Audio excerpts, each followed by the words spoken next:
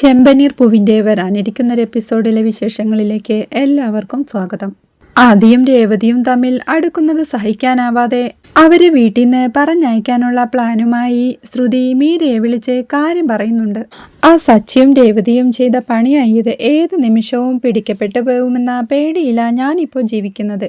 ആദിയുടെ അമ്മയെ പോലെ രേവതി ഏത് സമയത്തും അവൻ്റെ കൂടെ തന്നെയാ. അവർ തമ്മിൽ കൂടുതൽ അടുക്കുന്നതിന് മുമ്പ് ആദിയെ അമ്മയെയും ഇവിടുന്ന് മാറ്റണം. ഇപ്പോൾ തൻ്റെ അച്ഛനെ പറ്റി ശ്രുതിയുടെ അമ്മ ഒന്നും ചോദിക്കാറില്ല. ഈ സമയത്ത് അവർക്ക് കൂടി സംശയം തോന്നിയാ ഞാൻ കുടുങ്ങിയത് തന്നെ. അതിനു മുമ്പേ അമ്മയെയും ആദിയെയും ഇവിടുന്ന് മാറ്റണമെന്ന് ശ്രുതി പറയുമ്പോൾ അതിനെ രേവതിയും സച്ചിയും അവരെ പോവാൻ സമ്മതിക്കില്ലല്ലോ. ഏത് സമയവും രേവതി ആദിയുടെ കൂടെ തന്നെ ഉണ്ടെന്നല്ലേ പറഞ്ഞത്, പിന്നെ എങ്ങനെ അവരെ മാറ്റുമെന്ന് മീരയും ചോദിക്കുന്നുണ്ട്. രേവതി പൂ വിൽക്കാൻ പോലും പോവാതെ ആദിയെ നോക്കിക്കൊണ്ട് അവന്റെ കൂടെ തന്നെയുണ്ട്. രേവതിയെ ഈ വീട്ടിൽ നിന്ന് കുറച്ച് സമയത്തേക്ക് മാറ്റണം, അതിനെ നീ എന്നെ സഹായിച്ചേ പറ്റൂ എന്ന് പറഞ്ഞ് ശ്രുതി മീരയോട് തന്റെ പ്ലാൻ എല്ലാം പറയുന്നുണ്ട്. ഐഡിയ കൊള്ളാം, വർക്കൗട്ട് ആവുമെന്ന് മീര ചോദിക്കുമ്പോൾ നമുക്കെന്തായാലും ശ്രമിച്ചു നോക്കാമെന്ന് ശ്രുതിയും പറയുന്നുണ്ട്. പിന്നീട് മീര രേവതിയെ വിളിച്ച് ഒരു ഫംഗ്ഷൻ ഉണ്ടെന്നും പൂക്കെട്ടൽ മത്സരമുണ്ടെന്നും വേഗതയിൽ പൂ കെട്ടിത്തീരുന്നവർക്ക് സമ്മാനമുണ്ടെന്നും താനും പേര് കൊടുത്തിട്ടുണ്ടെന്നും രേവതിയോട് പൂ കെട്ടുന്നത് പഠിപ്പിക്കണമെന്നുമൊക്കെ മീര പറയുന്നുണ്ട്. അതൊക്കെ യൂട്യൂബ് നോക്കി പഠിച്ചാൽ മതിയല്ലോ എന്ന് രേവതി പറയുന്നുണ്ടെങ്കിൽ നേരിട്ട് പഠിച്ചാലേ ശരിയാവൂ. രേവതി അത് പഠിപ്പിച്ചു കൊടുക്കണമെന്ന് നിർബന്ധിക്കുമ്പോൾ വീട്ടിലേക്ക് വന്നാൽ താൻ പഠിപ്പിക്കാമെന്ന് രേവതി പറയുന്നുണ്ട്. അങ്ങോട്ട് വന്ന് പഠിപ്പിക്കുന്നത് റിസ്ക് ആണ്, ആൻറ്റിക്ക് പൂ കെട്ടുന്നത് ഇഷ്ടമേ അല്ല. രേവതിക്ക് അതിനുള്ള ഫീ തരാമെന്നൊക്കെ മീര പറയുന്നുണ്ട്. ക്യാഷിന് വേണ്ടിയല്ല താൻ ഇത് പറഞ്ഞത്, കാശ് വാങ്ങിച്ച് താൻ പഠിപ്പിക്കില്ലെന്നും വീട്ടിൽ കുറച്ച് വേണ്ടപ്പെട്ട വിരുന്നുകാരൊക്കെ ഉണ്ടെന്നും പിന്നൊരു ദിവസം വന്ന് പഠിപ്പിച്ചാൽ മതിയൊന്നുമൊക്കെ രേവതി ചോദിക്കുന്നുണ്ട്. ഇന്ന് വൈകിട്ടാണ് പരിപാടി, വിരുന്നുകാരെല്ലാം വീട്ടിൽ തന്നെ ഉണ്ടാവുമല്ലോ, കുറച്ച് സമയം വന്ന് പഠിപ്പിച്ചിട്ട് പോയിക്കോ, ഞാൻ കാല് പിടിക്കാമെന്നൊക്കെ പറഞ്ഞ് മീര നിർബന്ധിക്കുമ്പോൾ രേവതി അത് സമ്മതിക്കുന്നുണ്ട്. പിന്നീട് രേവതി സച്ചിയോടെ ഈ കാര്യം പറയുന്നുണ്ട്. ശ്രുതിയുടെ ഫ്രണ്ട് മീര വിളിച്ചെന്നും അവർക്കൊരു പൂക്കെട്ടൽ മത്സരമുണ്ടെന്നും താൻ അത് പഠിപ്പിച്ചു കൊടുക്കണമെന്നും രേവതി പറയുമ്പോൾ പൂക്കെട്ടിനും മത്സരമോന്ന് സച്ചി സംശയത്തോടെ ചോദിക്കുന്നുണ്ട്. കാർ റേസ് നടത്താറില്ലേ, അതുപോലെ പൂക്കെട്ടൽ റേസ് എന്ന് വിചാരിച്ചാൽ മതി. തന്നെ വിശ്വസിച്ചല്ലേ അവൾ പേര് കൊടുത്തത്, വിശ്വസിക്കുന്നവരെ ചതിക്കാൻ പാടില്ലല്ലോ എന്നൊക്കെ രേവതി പറയുമ്പോൾ ഇതിലെന്തോ ചതിയുണ്ടെന്ന് സച്ചി സംശയത്തോടെ പറയുന്നുണ്ട്. ഇതെല്ലാം ഒളിഞ്ഞു നിന്ന് ശ്രുതി കേൾക്കുന്നുമുണ്ട്.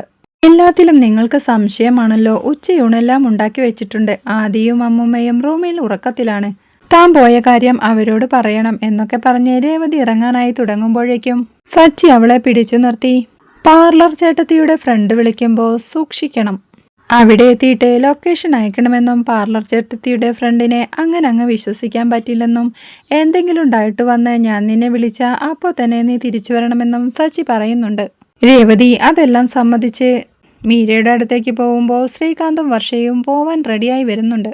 വെറുതെ ഓരോന്ന് സംസാരിച്ച് സമയം കളഞ്ഞുകൊണ്ടിരിക്കുന്ന അവർ നേരത്തെ ഇറങ്ങിയ ട്രാഫിക് ബ്ലോക്കിൽ പെടാതെ സമയത്തെത്താമെന്ന് പറഞ്ഞ് ശ്രുതി അവരെയും പെട്ടെന്ന് പറഞ്ഞയക്കുന്നുണ്ട്. അപ്പോഴേക്കും രവീന്ദ്രനും അങ്ങോട്ടെത്തുന്നുണ്ട്. ശ്രുതി കടയിലേക്ക് പോയെന്ന് ശ്രുതിയോടായി ചോദിക്കുമ്പോൾ നേരത്തെ എണീറ്റ് പോയെന്ന് ശ്രുതി പറയുന്നുണ്ട്. കുറച്ചുനാള് അവനെ നേരത്തെ എണീപ്പിച്ചു വിടാൻ നീ തന്നെ ശ്രദ്ധിക്കണമെന്ന് രവി അവളോട് പറയുമ്പോഴേക്കും നല്ല തലവേദന, രേവതിയോട് ഒരു കാപ്പി എടുക്കാൻ പറ എന്നും പറഞ്ഞുകൊണ്ട് ചന്ദ്ര അങ്ങോട്ട് വരുന്നുണ്ട്. ഇനി ഇവര് രണ്ടുപേരെയും കൂടി എങ്ങനെ വീട്ടിൽ നിന്ന് ഒഴിവാക്കുമെന്ന ടെൻഷനോടെ ശ്രുതിയും നിൽക്കുന്നുണ്ട്. അവൾ വീട്ടിലില്ലെന്ന് ശ്രുതി പറയുമ്പോൾ പൂ കൊടുക്കാൻ പോയതാവും, നീ തന്നെ കാപ്പിയിട്ട് കുടിക്കെന്ന് രവി പറയുന്നുണ്ട്. ചന്ദ്ര കാപ്പി ഇടാനായി പോകുമ്പോഴേക്കും ശ്രുതിയും കൂടെ ചെല്ലുന്നുണ്ട്. ആദ്യം അവന്റെ അമ്മമ്മയും പോകുന്നതിനെ പറ്റി എന്തെങ്കിലും പറഞ്ഞോന്ന് ചന്ദ്ര ചോദിക്കുമ്പോൾ അവര് അടുത്തൊന്നും പോകുന്ന ലക്ഷണമില്ല, ഒരാഴ്ചയെങ്കിലും ഇവിടെ തന്നെ ഉണ്ടാവും എന്ന് ശ്രുതി പറയുമ്പോൾ ചന്ദ്ര ദേഷ്യത്തോടെ താൻ ഇപ്പോൾ തന്നെ അവരിറക്കി വിടാമെന്ന് പറഞ്ഞ് പോവാനായി തുടങ്ങുമ്പോഴേക്കും ശ്രുതി അവരെ പിടിച്ചു നിർത്തുന്നുണ്ട്. അവരെ സച്ചി കൂട്ടിയിട്ട് വന്നതല്ലേ, ഇപ്പോൾ നിങ്ങൾ പോയി പ്രശ്നമുണ്ടാക്കിയ അവർ വീണ്ടും ഒരാഴ്ച കൂടി സച്ചി ഇവിടെ നിർത്തും. തൽക്കാലം ഞാനൊരു പ്ലാൻ പറയാം, നമ്മുടെ വീട്ടിൽ വിരുന്നുകാർ വന്നാൽ അവരെ മൈൻഡ് ചെയ്യാതെ നമ്മളെല്ലാവരും പുറത്തേക്ക് പോയാൽ അവർക്കത് വലിയൊരു ഇൻസൾട്ട് ആവും. മനസ്സുമടുത്ത് അവർ തന്നെ ചിലപ്പോൾ വീട്ടിൽ നിന്ന് ഇറങ്ങിപ്പോവും. ഇനി അഥവാ പോയില്ലേൽ താൻ അവരെ എങ്ങനെയെങ്കിലും പറഞ്ഞു വിട്ടോളാം. രേവതിയും സച്ചിയും പുറത്തു പോയി വരുമ്പോഴേക്കും അവരെ പറഞ്ഞു വിടണം, അവരുണ്ടായാൽ അവരെ പറഞ്ഞയക്കാൻ സമ്മതിക്കില്ലല്ലോ. വൈകുന്നേരം വരെ വീട്ടിൽ ആളുണ്ടാവരുത്, ആൻറ്റി അങ്കിളിനെയും കൂട്ടി ദൂരെയുള്ള അമ്പലത്തിലേക്ക് കൊണ്ടുപോകണം, നിങ്ങൾ പോയി വരുമ്പോഴേക്കും അവരെ ഞാൻ പറഞ്ഞുവിടാം എന്നൊക്കെ ശ്രുതി തൻ്റെ പ്ലാൻ അവതരിപ്പിക്കുമ്പോൾ ചന്ദ്രയും അത് സമ്മതിക്കുന്നുണ്ടേ.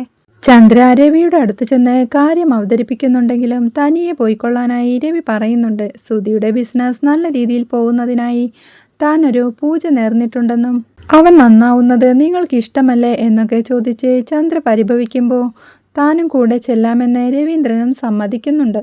അവരമ്പലത്തിൽ പോവാൻ റെഡിയായി ഇറങ്ങുമ്പോഴാണ് സച്ചിയും ജോലിക്ക് ഇറങ്ങാനായി വരുന്നത്. അവരെ കണ്ട് തൻ്റെ ട്രിപ്പ് കഴിഞ്ഞ് താൻ കൊണ്ടുവിടാമെന്ന് സച്ചി പറയുന്നുണ്ടെങ്കിലും അവൻ വരുമ്പോഴേക്കും ലേറ്റ് ആവുമെന്നും തങ്ങൾ ബസ്സിൽ പോയിക്കൊള്ളാമെന്നും പറഞ്ഞ് ചന്ദ്ര രവീന്ദ്രനെയും കൂട്ടി അവിടെ നിറങ്ങുന്നുണ്ട്. ഇനി സച്ചി കൂടിയേ വീട്ടിൽ നിന്ന് പുറത്തു പോവാനുള്ളൂ. എല്ലാവരും പോയതിൻ്റെ ആശ്വാസത്തിൽ ശ്രുതി നിൽക്കുമ്പോഴാണ് സച്ചിക്കൊരു കോൾ വന്ന് അവൻ്റെ ട്രിപ്പ് ക്യാൻസൽ ആവുന്നത്.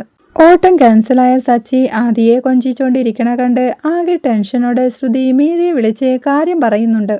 അതിനൊരു വഴിയുണ്ടാക്കാമെന്നും തൻ്റെ ഫ്രണ്ടിനെ വിളിപ്പിച്ച് ഓട്ടം വിളിപ്പിക്കാമെന്നും മീര തൻ്റെ പ്ലാൻ പറയുമ്പോൾ ശ്രുതിയും ഹാപ്പി ആവുന്നുണ്ട്. മീരയുടെ ഫ്രണ്ട് അപ്പോൾ തന്നെ സച്ചിയെ ഓട്ടത്തിന് വിളിക്കുന്നുണ്ടെങ്കിലും കുറേ ദൂരം പോകേണ്ടതുള്ളത് കൊണ്ട് സച്ചി ആ ട്രിപ്പ് ക്യാൻസൽ ചെയ്യാനിരിക്കുന്നുണ്ടെങ്കിലും ശ്രുതിയുടെ അമ്മ നിർബന്ധിച്ച് അവന് പറഞ്ഞു വിടുന്നുണ്ട്. എല്ലാവരും പോയി കഴിഞ്ഞ് ആദി ഉറങ്ങിക്കഴിയുമ്പോഴേക്കും ശ്രുതി അമ്മയെ വിളിച്ച് വഴക്ക് പറയുന്നുണ്ട്. നിങ്ങൾ എന്തിനാ ഹോസ്പിറ്റലിൽ നിന്ന് ഇങ്ങോട്ട് വന്നത്? ഇങ്ങനെ ഇഞ്ചിഞ്ചായി എന്നെ കൊല്ലാതെ കഴുത്തു നെരിച്ചു കൊന്നൂടെ? എന്റെ സന്തോഷം കെടുത്താനല്ലേ ഹോസ്പിറ്റലിൽ നിന്ന് ഇങ്ങോട്ട് വന്നത്? എന്റെ ജീവിതം തകർന്നു കാണാനാണോ നിങ്ങൾക്കിഷ്ടം എന്നൊക്കെ ശ്രുതി അമ്മയെ വഴക്കു പറയുമ്പോൾ രേവതിയും സച്ചിയും നിർബന്ധിച്ചോണ്ടാ ഇങ്ങോട്ട് പോന്നതെന്ന് അമ്മയും പറയുന്നുണ്ട്. കള്ളം പറഞ്ഞ് ജീവിതം തകർത്തോണ്ടിരിക്കുന്നത് നീ തന്നെയല്ലേ? ഞാനാണോ നിന്റെ ജീവിതം തകർത്തത്? അമ്മ ജീവിച്ചിരിപ്പില്ലെന്നും ചത്തുപോയെന്നുമല്ലേ എല്ലാവരോടും നീ പറഞ്ഞത്? അതും കേട്ട് മറ്റുള്ളവരുടെ മുന്നിലേക്ക് വരാതെ ഞാൻ ജീവിക്കുന്നില്ലേ? ഇതിൽ കൂടുതൽ ഞാൻ എന്താ ചെയ്യേണ്ടത് എന്നൊക്കെ അമ്മ ദേഷ്യത്തോടെ പറയുമ്പോൾ വരുന്നതിനു മുന്നേ നിങ്ങൾക്കൊന്ന് വിളിച്ചു പറഞ്ഞുകൂടായിരുന്നു എന്ന് ശ്രുതി ചോദിക്കുന്നുണ്ട്. സച്ചിയും രേവതിയും കൂടെയുള്ളപ്പോൾ താൻ എങ്ങനെ വിളിക്കാനാ? അവർക്കൊരു സംശയത്തിന് ഇടവരുത്തണ്ടെന്ന് കരുതിയാ താൻ ഇങ്ങോട്ട് വന്നതെന്ന് അമ്മയും പറയുന്നുണ്ട്. അത് കേട്ട് നിങ്ങൾ എന്തിനാ ഈ ഹോസ്പിറ്റലിലേക്ക് തന്നെ വന്നതെന്ന് ശ്രുതി ചോദിക്കുന്നുണ്ട്. ആദിയുടെ അവസ്ഥ നിനക്കറിയാമായിരുന്നോ? അവന്റെ കണ്ണുപൊട്ടി ചോരയൊലിക്കുകയായിരുന്നു. എന്റെ ജീവൻ തന്നെ പോകുന്ന പോലെ തോന്നി എനിക്ക്. ഡോക്ടറാണ് അവന് പെട്ടെന്ന് ഈ ഹോസ്പിറ്റലിൽ എത്തിക്കണമെന്ന് പറഞ്ഞത്. ആ സമയത്ത് ഞാൻ അവന്റെ ജീവൻ രക്ഷിക്കാൻ നോക്കണോ അതോ നിന്റെ ജീവിതം ഓർക്കണോ? ആ സമയത്ത് പോലും ഞാൻ നിന്നെ വിളിച്ച് ശല്യം ചെയ്തില്ലല്ലോ. ഞാൻ തന്നെ അവിടെ ഡോക്ടറെ കാണിച്ച് തിരികെ കൊണ്ടുപോവാൻ വേണ്ടി വന്നതാ. എന്നാലും ആക്സിഡന്റിന്റെ കാര്യം നാളെ ഒരു ദിവസം പറഞ്ഞില്ലെന്ന് പറഞ്ഞ് നീ പ്രശ്നമുണ്ടാക്കില്ലേ? അതുകൊണ്ടാണ് ഞാൻ നിന്നെ വിളിച്ചു പറഞ്ഞത്. ആ സമയത്ത് രേവതിയും സച്ചിയും അവിടേക്ക് വരുമെന്ന് എനിക്കറിയാമായിരുന്നു. നിന്റെ ജീവിതം ഞാൻ തകർത്തുന്നു. നിനക്കൊരു നല്ല ജീവിതം ഉണ്ടാവാനാ നീ പ്രസവിച്ച നിന്റെ മോനെ ഞാൻ വളർത്തുന്നത്. എന്റെ ജീവൻ അവസാനിക്കുന്നവരെ ഞാൻ അവനെ നല്ല പോലെ നോക്കും. ഞാൻ ഇല്ലാതായാൽ ആദിയുടെ കാര്യം എന്താണെന്നോർത്ത് എനിക്കൊരു സമാധാനവുമില്ല എന്നൊക്കെ അമ്മ കരഞ്ഞോണ്ട് പറയുമ്പോൾ ഞാനില്ലേ അവനെന്ന് ശ്രുതി ചോദിക്കുന്നുണ്ട്. നീ അവന്റെ കൂടെയാണോ താമസിക്കുന്നത്? നാളെ ഞാൻ മരിച്ചു പോയാൽ നീ അവനെ ഏതെങ്കിലും ആശ്രമത്തിൽ കൊണ്ടുവിടുമെന്ന എൻ്റെ പേടി. ആദിയെക്കുറിച്ചുള്ള രഹസ്യം നീ ഇപ്പോഴും ഇവിടെ പറയാത്തതെന്താ? അവൻ നീ പ്രസവിച്ച നിന്റെ മകൻ തന്നെയല്ലേ എന്ന് അമ്മ ചോദിക്കുമ്പോൾ അതെനിക്കറിയാം. ഞാനാണ് അവനെ 10 മാസം ചുവന്ന് പ്രസവിച്ചത്. അത് ഞാൻ നിഷേധിച്ചില്ലല്ലോ. എൻ്റെ ഇപ്പോഴത്തെ അവസ്ഥ അമ്മയ്ക്ക് അറിയില്ലേ? കുറെ കഷ്ടതകൾ അനുഭവിച്ചാണ് ഇവിടം വരെ എത്തിയത്. ഒരു കള്ളവും മറച്ചുവെച്ച് ഞാൻ ഈ ജീവിതം തുടങ്ങിയത് മുതൽ എന്തൊക്കെ പ്രശ്നങ്ങളാ ദിവസവും നേരിടേണ്ടി വരുന്നതെന്നറിയാമോ? ഓരോ നിമിഷവും പേടിയോടുകൂടെയാ ഞാൻ ജീവിക്കുന്നത് എന്നൊക്കെ ശ്രുതി പറയുമ്പോൾ കല്യാണം കഴിഞ്ഞ് ഇത്രയായിട്ടും ഇനിയും ശ്രുതിയോട് ഇതിങ്ങനെ മറച്ചു വെക്കണമെന്ന് അവർ ചോദിക്കുന്നുണ്ട്. അതൊന്നും എനിക്കറിയില്ല. ഇപ്പോഴാണ് ഞാനും ശ്രുതിയും ഒരു ബിസിനസ് ചെയ്ത് ജീവിതം ആരംഭിക്കുന്നത് എന്നൊക്കെ ശ്രുതി പറയുമ്പോൾ നീ നിന്റെ ജീവിതം മാത്രമാണല്ലോ നോക്കുന്നത്. നീ ആദിയെക്കുറിച്ച് ചിന്തിക്കുന്നുണ്ടോന്ന് അമ്മ ചോദിക്കുന്നുണ്ട്. ഞാൻ ഈ കഷ്ടപ്പാടെല്ലാം സഹിക്കുന്നത് ആദിക്ക് വേണ്ടിയാ. എൻ്റെ ലൈഫിൽ ഉയർച്ചയുണ്ടായാലേ അവനും അത് ഗുണമുണ്ടാവൂ. ശ്രുതിയും അവന് നല്ലൊരച്ഛനായിരിക്കും. പക്ഷേ ഇതിനെല്ലാം എനിക്ക് കുറച്ച് സമയം വേണം എന്ന് ശ്രുതി സങ്കടത്തോടെ പറയുമ്പോഴേക്കും ഇനിയും സമയമില്ല കല്യാണി. ആദി ഇപ്പോൾ തന്നെ ഓരോ ചോദ്യങ്ങൾ ചോദിച്ചു തുടങ്ങി. നിന്റെ ജീവിതം നന്നായിരുന്ന അതെനിക്ക് സന്തോഷം തന്നെയാ. പക്ഷേ ആദി നീ കൈവിടരുത്. അവൻ നിന്റെ മോനല്ലേന്ന് വിമല ചോദിക്കുന്നുണ്ട്. അപ്പോഴേക്കും ശബ്ദമെല്ലാം കേട്ട് ആദിയും വാതിൽ തുറക്കുന്നുണ്ട്. ഇതൊന്നും നിങ്ങൾ എന്നോട് പറയേണ്ട കാര്യമില്ല. ആദി ഞാൻ പ്രസവിച്ച എൻ്റെ മോൻ തന്നെയല്ലേ?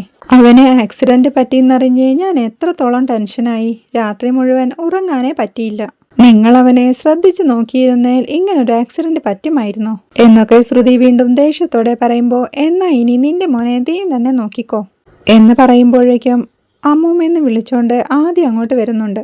അങ്ങോട്ട് വന്ന ആദിയെ കണ്ട് ശ്രുതിയും വിമലയും ഞെട്ടിത്തെറിച്ച് നിൽക്കുന്നുണ്ട്. വിമല വേഗം ആദിയുടെ അടുത്തേക്ക് ചെന്ന് മോൻ എണീറ്റോ, കഴിക്കാൻ വല്ലതും എടുക്കട്ടെ, വിശക്കുന്നില്ലേ എന്നൊക്കെ ചോദിക്കുന്നുണ്ടെങ്കിലും ആദി അവരുടെ കൈ തട്ടി മാറ്റിക്കൊണ്ട് ശ്രുതിയെ തിരഞ്ഞോണ്ട് ആന്റിയാണല്ലേ എൻ്റെ അമ്മ എന്ന് ചോദിക്കുന്നുണ്ട്. ശ്രുതി ഒന്നും മിണ്ടാതെ അവിടെ തന്നെ നിൽക്കുക. ആദി വീണ്ടും ആന്റി എവിടെയാ എന്നൊക്കെ ചോദിച്ച് നടന്നു തുടങ്ങുമ്പോഴേക്കും വീഴാനായി പോകുന്നുണ്ട്. ഇത് കാണുന്ന ശ്രുതി അവനെ ചേർത്ത് പിടിക്കുമ്പോൾ ആന്റിയാണല്ലേ എൻ്റെ അമ്മ എന്ന് ആദി വീണ്ടും ചോദിക്കുന്നുണ്ട്. സങ്കടത്തോടെ കരയുന്ന ശ്രുതിക്ക് ഒന്നും പറയാൻ പറ്റുന്നില്ല. വീണ്ടും അവൻ ചോദിക്കുമ്പോൾ ഞാൻ തന്നെയാണ് നിന്നെ പ്രസവിച്ച നിന്റെ അമ്മയെന്ന് ശ്രുതി അവനോട് പറയുന്നുണ്ട്. ഇത് പറഞ്ഞ് പൊട്ടിക്കരഞ്ഞോണ്ട് ശ്രുതി അവനെ ചേർത്ത് പിടിക്കുന്നത് കണ്ട് വിമലയ്ക്കും സന്തോഷമാവുന്നുണ്ട്. ചെമ്പനീർ പൂവിൻ്റെ കൂടുതൽ വിശേഷങ്ങൾക്കായി ചാനൽ സബ്സ്ക്രൈബ് ചെയ്ത് സപ്പോർട്ട് ചെയ്യാൻ മറക്കല്ലേ.